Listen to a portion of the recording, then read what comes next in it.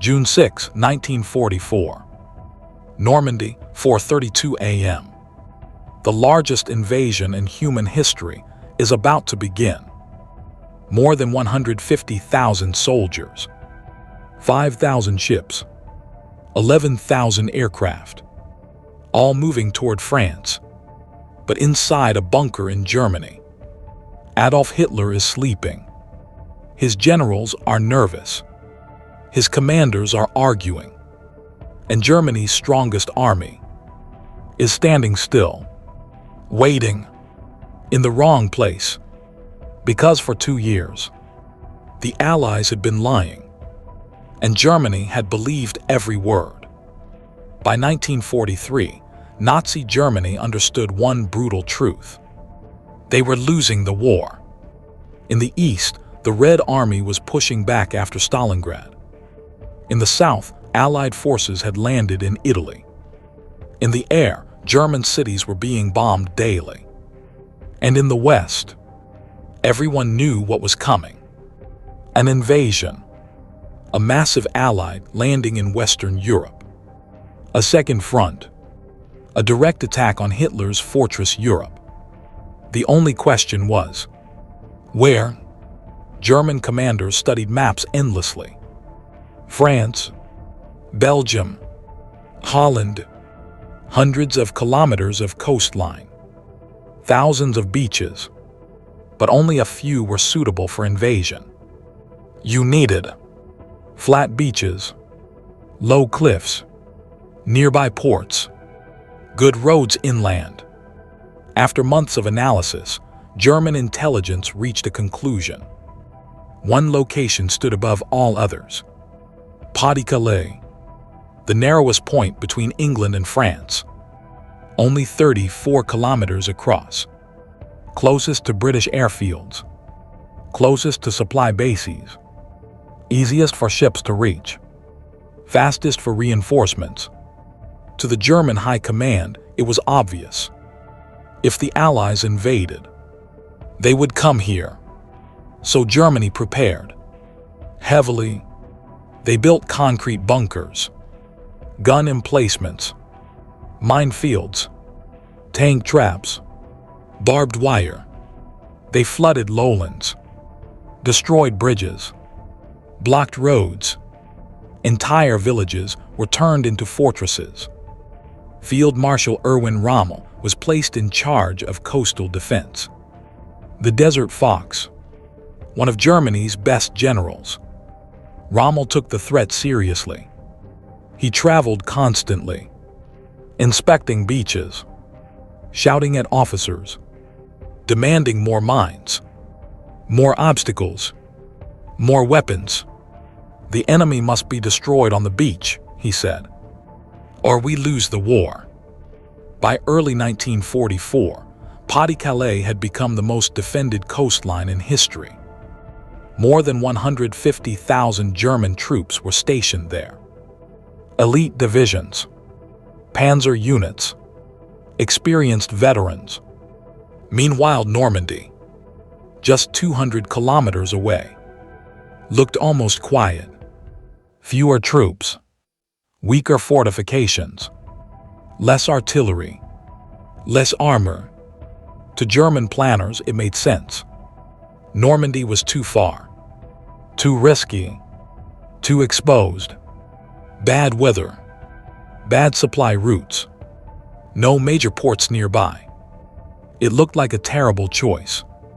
And that was exactly what the Allies wanted them to believe. Because while Germany was strengthening Calais, the real invasion was being prepared somewhere else. In secret, in silence, behind the greatest deception campaign in military history. And it was already working. By late 1943, the Allies understood something critical. They could not defeat Germany and France if Germany knew where they were coming. Surprise was everything. Speed was everything. Confusion was everything. If Hitler sent his armored divisions to the right beach at the right time, the invasion would fail.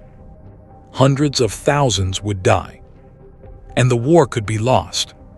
So Allied planners decided on something radical. They would not just hide the invasion. They would invent another one. A fake invasion. A fake army. A fake threat so convincing that Germany would ignore the real one. This plan was called Operation Fortitude, and it was unlike anything in military history. In southern England, near Dover, engineers began building something strange. Empty camps, rows of tents, fuel depots, supply dumps, parking areas. From the air, it looked like a massive army was gathering. But on the ground, most of it was fake. They used inflatable tanks, rubber trucks, wooden artillery, canvas airplanes. Some tanks could be lifted by 2 soldiers. Some trucks had no engines. Some guns were made of pipes, yet from German reconnaissance planes flying high above. They looked real, perfectly real. The Allies placed them carefully, in logical positions, near roads, near railways, near ports, exactly where a real invasion force would gather. They even created fake tire tracks in the mud, fake fuel stains, fake maintenance areas. Everything was staged. Then came the radio war. Entire fake units were created on paper, complete with call signs, command structures, daily reports. Radio operators transmitted thousands of fake messages, supply requests, training schedules, movement orders, personnel changes. German intelligence intercepted them all and believed them. To Berlin, it looked like a massive force was preparing to cross the Channel at Calais. They called it the First U.S. Army Group, FUSAG. On paper, it was the strongest army in Europe. In reality, it barely existed. Only a few hundred men were actually present. The rest was illusion. But the deception went deeper. Double agents were used. Some German spies in Britain had been captured early in the war. Instead of executing them, the British turned them. They became double agents, still reporting to Germany, but now controlled by London. Men like Garbo, Brutus, and Tate. They sent carefully crafted reports. Troops arriving in Kent. Large tank concentrations near Dover. Landing craft assembling. Calais is the main target. Every message confirmed what Germany already believed. Confirmation bias took over. German intelligence stopped questioning. They stopped doubting. Everything fit. Maps, photos, radio traffic, agent reports, all pointed to one conclusion. The invasion was coming at Pas-de-Calais. Meanwhile, the real invasion force was building quietly in western England, far from Calais, hidden from most spy networks, hidden from most aerial photography, hidden even from many Allied soldiers. Only top commanders knew the full plan. Secrecy was extreme. Letters were censored. Troops were isolated. Movement was restricted. Some units trained for months without knowing where they were going. All of this protected the truth. While Germany stared at Calais, Normandy was filling with real ships, real tanks, real soldiers, real supplies, and German commanders saw almost nothing. By spring 1944, Hitler was convinced. So were his generals. So were his intelligence officers. The fake army had become more real in their minds than the real one, and that illusion would soon cost them everything. But one final element was still missing. One man, a famous general, someone Germany trusted, someone they feared, someone who would make the lie complete. By early 1944, Operation Fortitude was already convincing. But Allied planners knew something. Germany still had one doubt, one lingering question: who is leading this army? Because no real invasion would be commanded by nobodies. It needed a legend, a symbol, a name that inspired confidence in allies and fear in enemies. They found that name: General George S. Patton. Patton was everything Germany respected. Aggressive, vast, ruthless, successful. He had crushed German forces in North Africa. He had raced across Sicily. He was unpredictable, relentless, loud, and famous. German intelligence considered him the Allies' best battlefield commander. Some reports even called him the American Rommel. After a controversial incident in Sicily, Patton had been removed from frontline command. Publicly, but secretly, he was being saved. For deception, Allied leaders gave Patton a new role: commander of the fictional 1st U.S. Army Group, FUSAG. On paper, he now led the largest invasion force in Europe. In reality, there was no army and no invasion there. Patton's job was simple: be visible, very visible. He toured southern England, inspected fake camps, gave speeches, met officers, drove past inflatable tanks, allowed himself to be seen. German spies reported everything.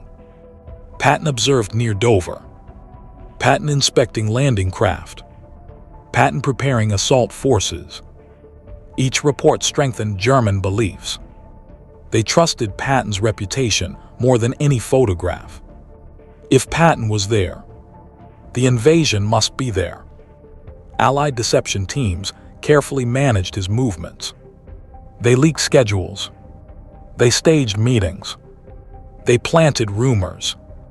They made sure Germany knew where Patton was at all times.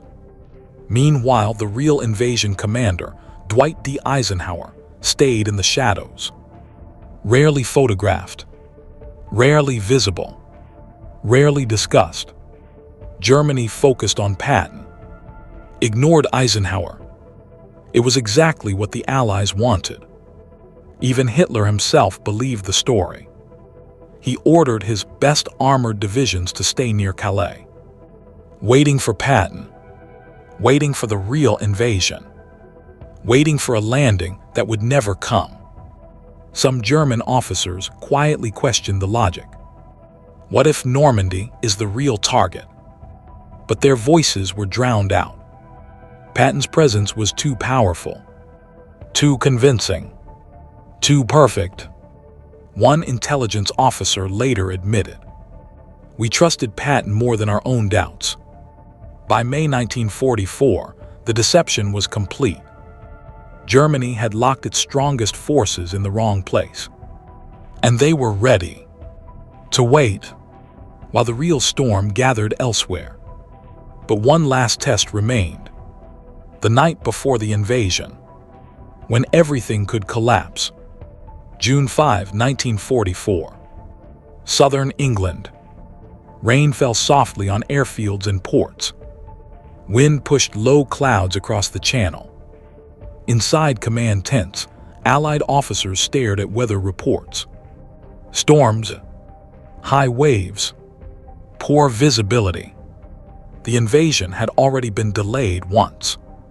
If they waited too long, Germany might discover everything.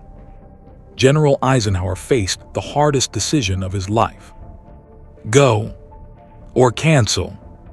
At 9:45 p.m. he made it. We go. Within minutes, orders spread across thousands of units. Engines started. Ships warmed up. Aircraft were fueled. Paratroopers were awakened. Men who had trained for 2 years were finally told. Tonight, across southern England, soldiers wrote final letters.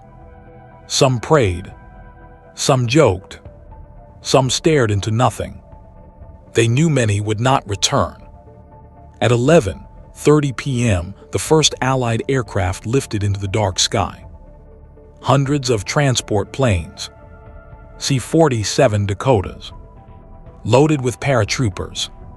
Their mission: land behind enemy lines, cut roads, seize bridges, create chaos. But the deception continued even now. While real aircraft headed toward Normandy, other planes flew toward Calais, dropping fake paratroopers, rubber dolls with explosives. They were called Rupert. When they hit the ground, small charges exploded, making it sound like gunfire. German radar picked them up. Reports flooded in. Paratroopers near Calais. Large landings east. Enemy everywhere. German commanders panicked. They activated reserves, moved units north, exactly away from Normandy. At sea, deception continued. Small boats towed radar reflectors, creating fake fleets. Electronic jammers filled German screens with noise. To radar operators, it looked like a massive armada heading toward Calais. Meanwhile, the real invasion fleet moved silently westward. Over 5,000 ships, the largest armada in history, moving in darkness.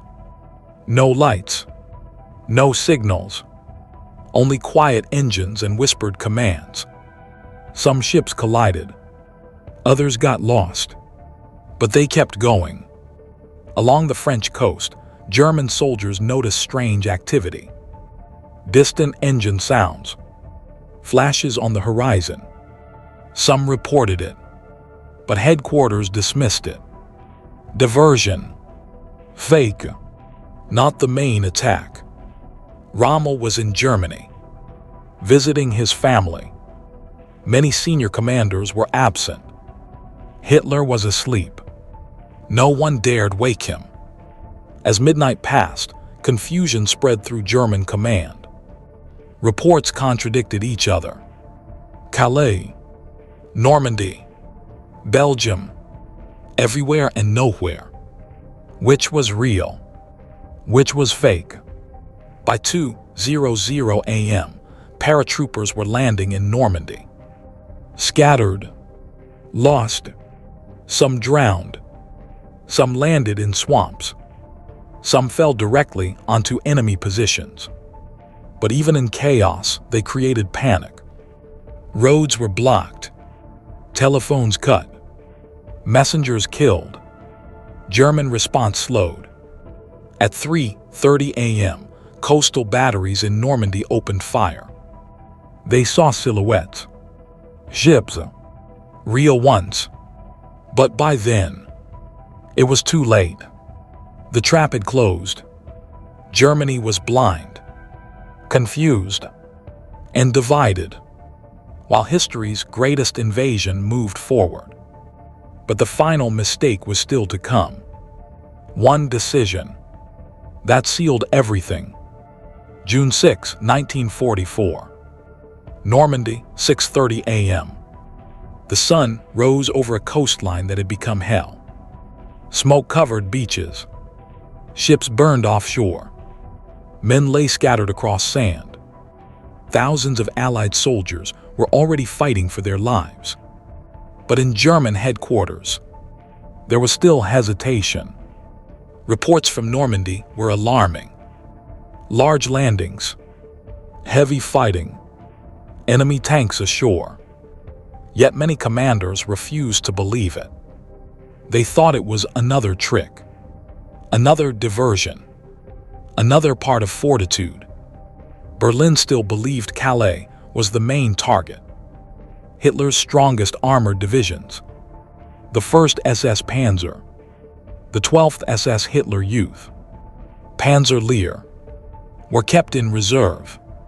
Near Calais, waiting for Patton, waiting for the real invasion.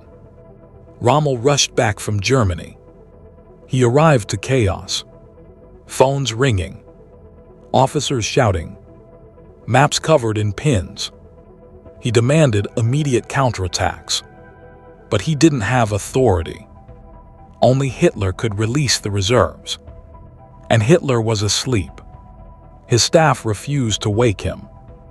They feared his anger more than defeat. For hours, no decision was made. By the time Hitler finally approved movement, it was afternoon. Allied troops had secured beachheads. Artillery was landed. Tanks were ashore. Supplies were flowing. Air superiority dominated the skies. German counterattacks were shattered by fighter bombers. Columns were destroyed on roads. Fuel trucks burned. The chance to throw the Allies back into the sea was gone. Some divisions tried anyway. They attacked courageously, desperately, but they were outnumbered, outgunned, outmaneuvered. By June 7, it was clear. Normandy was secure. Calais remained empty. Patton never came. The fake army never existed. Germany had been fooled. Completely. Fortitude had worked. The greatest deception in military history had succeeded. From Normandy, the Allies would push inland, liberate Paris, cross the Rhine, enter Germany. Within 11 months, the war in Europe was over. After the war, German generals were asked one question repeatedly: why didn't you move your tanks sooner? Their answer was always the same. We were waiting. Waiting for Patton.